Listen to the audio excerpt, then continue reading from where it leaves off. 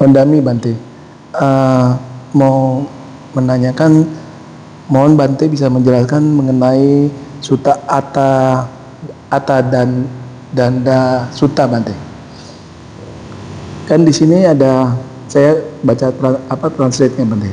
Apapun yang lampau engkau harus bersihkan. Yang keduanya, yang akan datang kamu jangan mengisi. Yang ketiga, dan jika engkau tidak menggenggam yang sekarang. Yang keempat, maka engkau akan berjalan dengan kedamaian. Bisa dijelasin maksudnya Bante?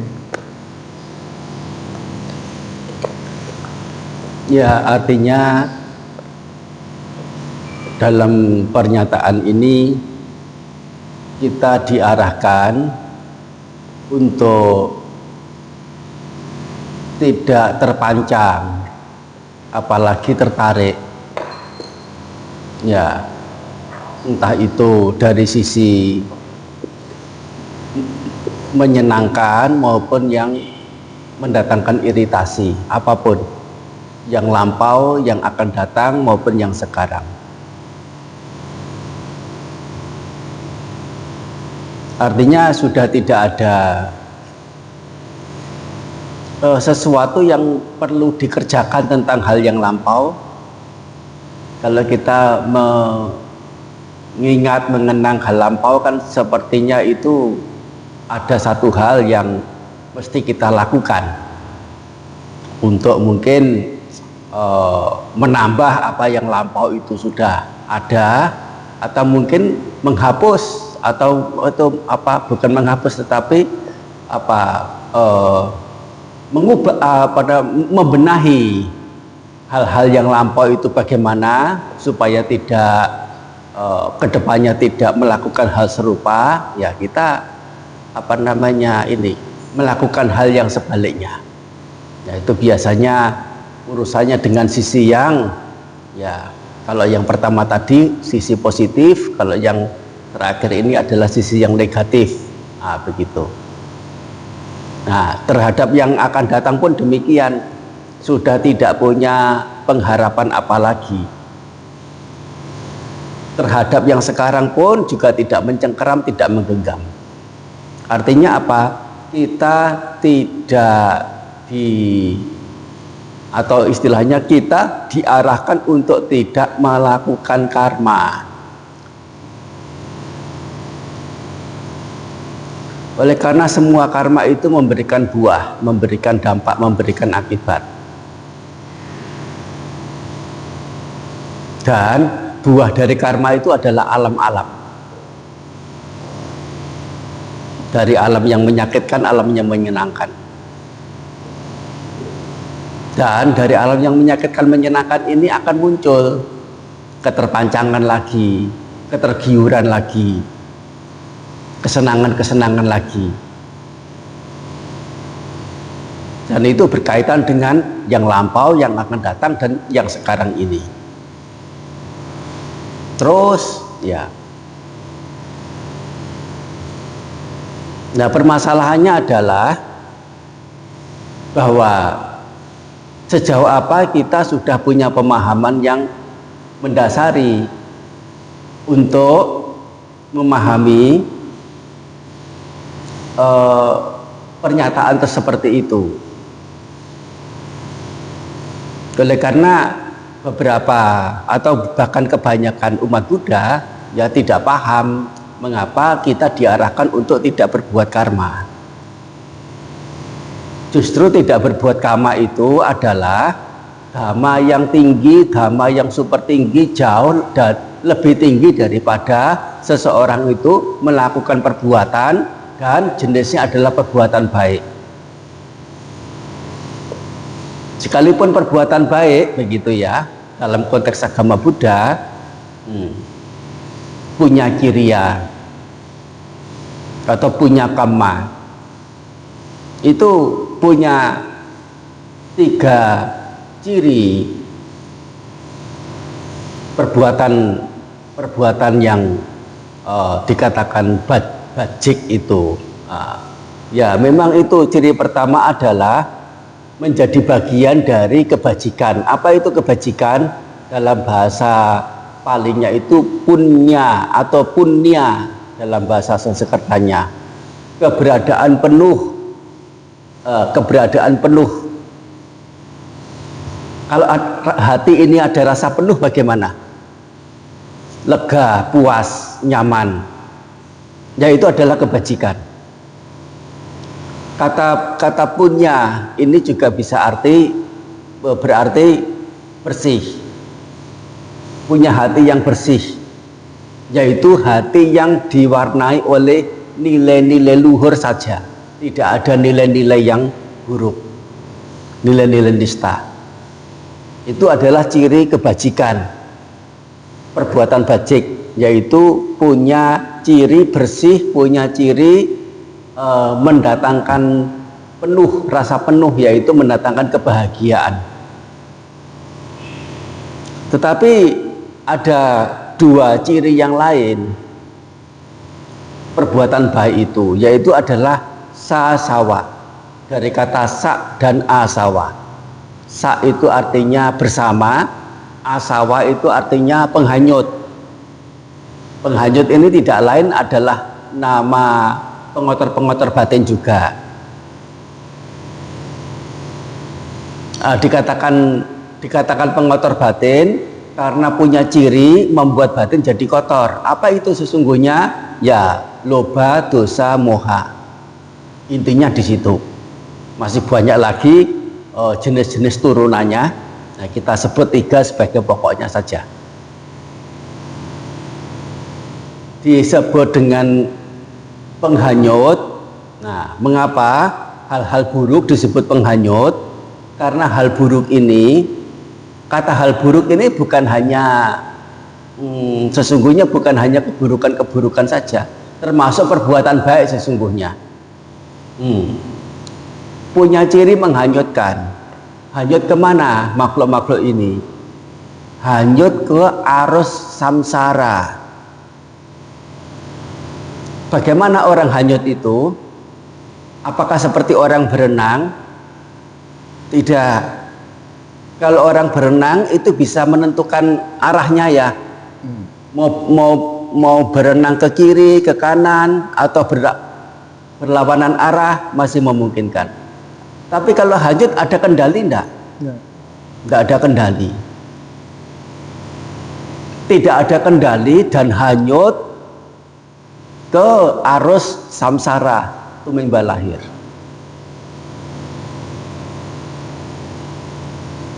Nah, ini adalah yang disebut dengan asawa, berkaitan dengan atau masih disertai dengan sisi penghanyut yang akan menghanyutkan makhluk-makhluk ke samsara itu. Itu ciri kebajikan. Yang ketiga adalah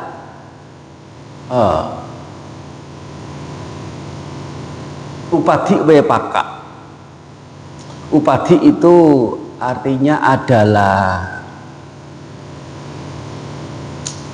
kemunculan, bisa dikatakan sebagai kemunculan atau kedatangan atau apapun yang punya ciri di alam samsara inilah, begitu.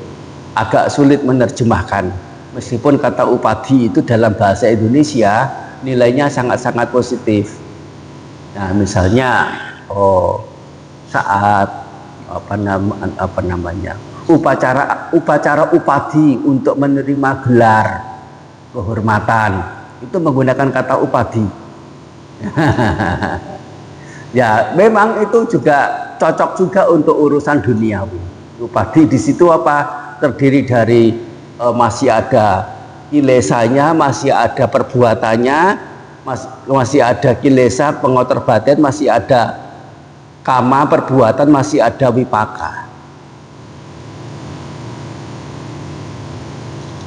Jadi upadi itu ada 3, kanda upadi, kilesa upadi, dan abhisangkara upadi atau sangkara upadi. Ya, tidak lain adalah nama lain dari samsara itu sendiri.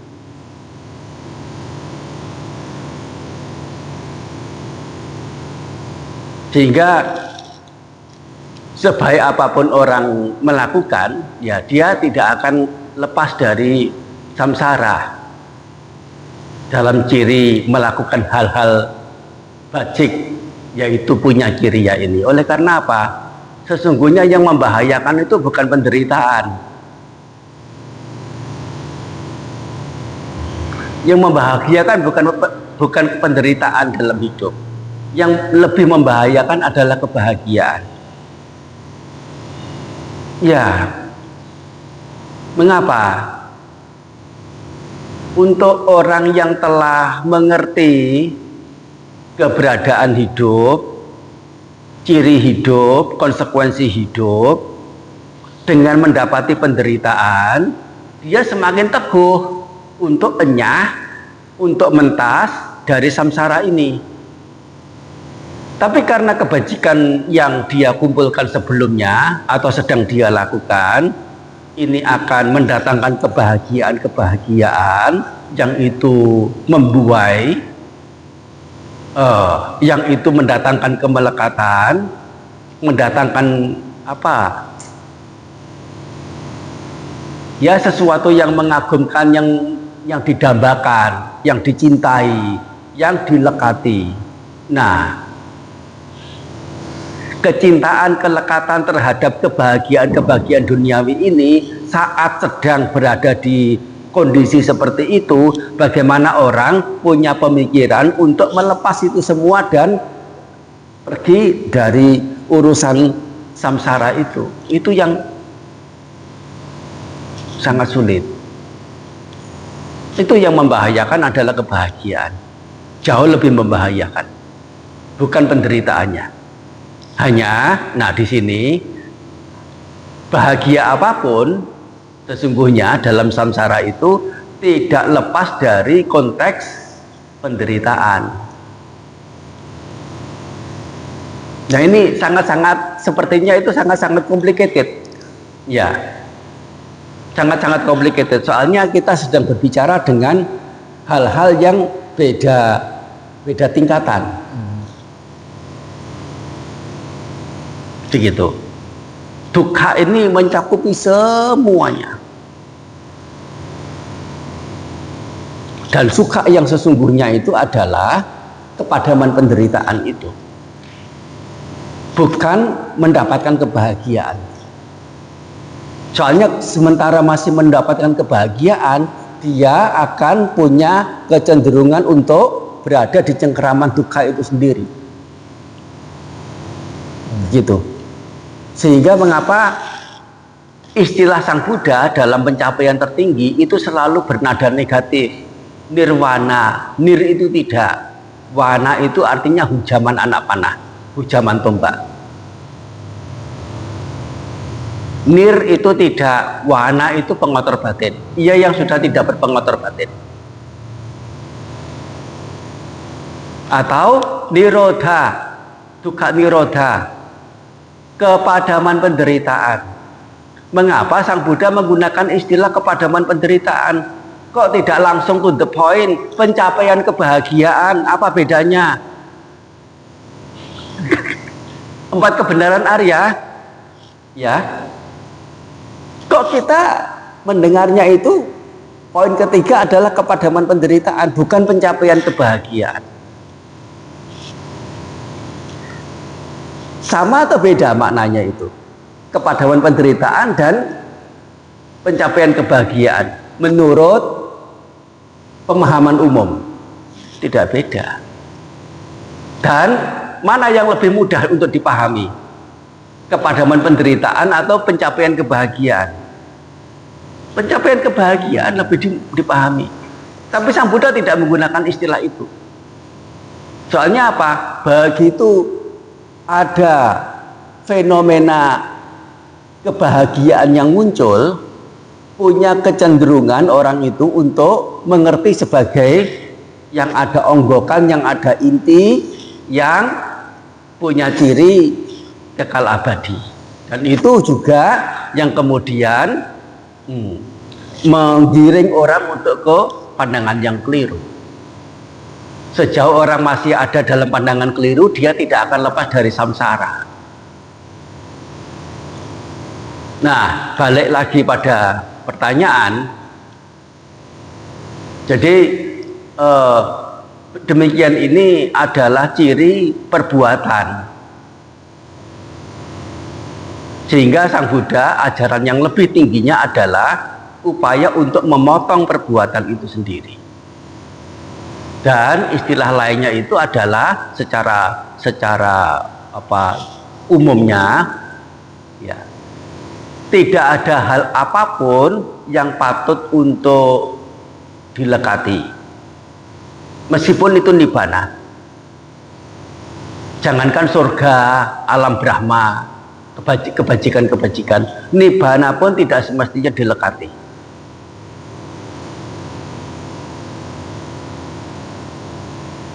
Sabbe dhamma nalang abhiniwesaya. Nah, ini boleh diingat-ingat, boleh dihafal. Sabbe dhamma, sabbe semua, dhamma di sini adalah segala fenomena. Kata dhamma di sini bukan berarti ajaran Sang Buddha, tidak. Semuanya hal. Naalang tidak sepatutnya abhiniwesaya untuk dilekati, untuk digemari, apapun itu. Nah, ini adalah sutta yang isinya itu nilai-nilai yang sangat-sangat mendalam, sangat tinggi, yang orang awam pada umumnya sulit untuk mengerti. Begitu. Dan kalaupun mengerti juga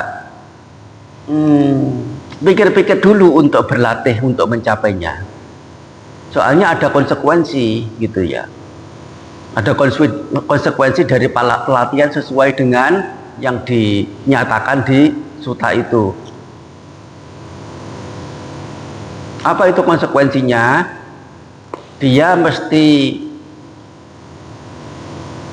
ya, sedikit banyak itu punya penyikapan terhadap lingkungan yang ada di sekitarnya, termasuk dengan keluarganya, dengan teman-temannya, dengan pekerjaannya, dengan masyarakatnya.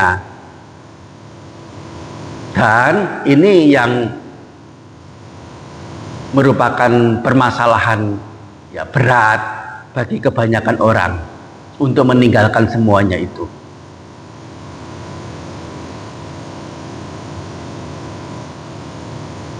Ya, bagaimanapun itu adalah sisi yang setelah kita mendengar ajaran Sang Buddha itu arahnya kemana, sejauh apa itu kita punya kemampuan, ya, setidaknya ya ada mengetahui ajaran Sang Buddha yang sedemikian rupa, yang ya setidaknya setelah kita mengerti, meskipun belum bisa, ya, atau belum mau, nah, untuk mengarah ke arah situ, setidaknya ada pengetahuan, ada kemungkinan satu ketika itu, ya, terpikir untuk menjalankan jalan seperti itu. Oleh karena apa? Tidak sedikit juga mereka yang sudah bergelimangan harta, bergelimangan kebahagiaan duniawi, sampai kemudian merasa bosan, merasa jenuh, merasa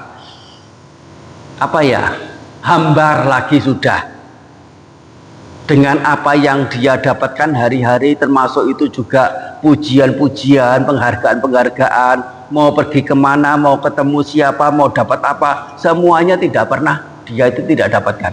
Tapi dengan semua yang ada pada dirinya itu, dia menjadi jemu.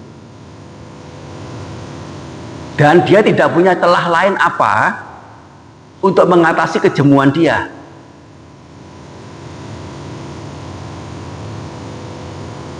Ya, beberapa mungkin ini justru ekstrem begitu ya, meninggalkan semua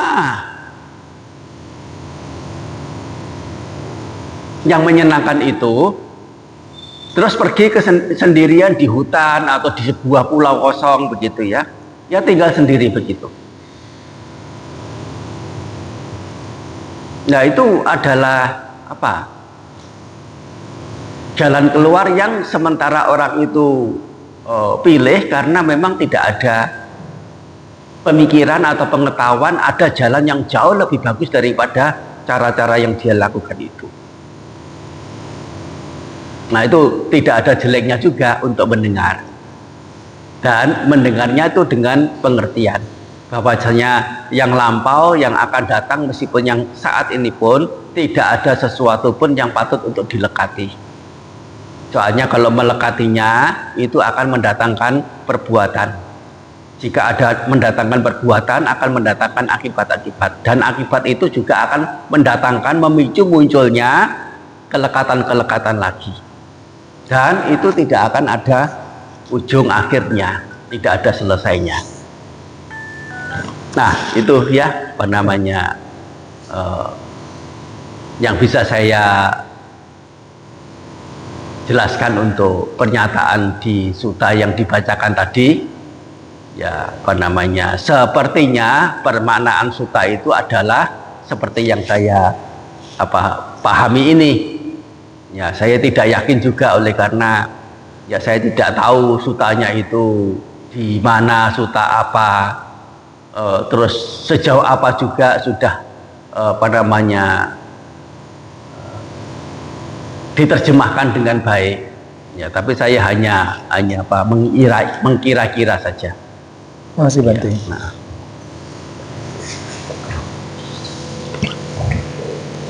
Anumodana ya. Sapitiyo wiwajanto sabba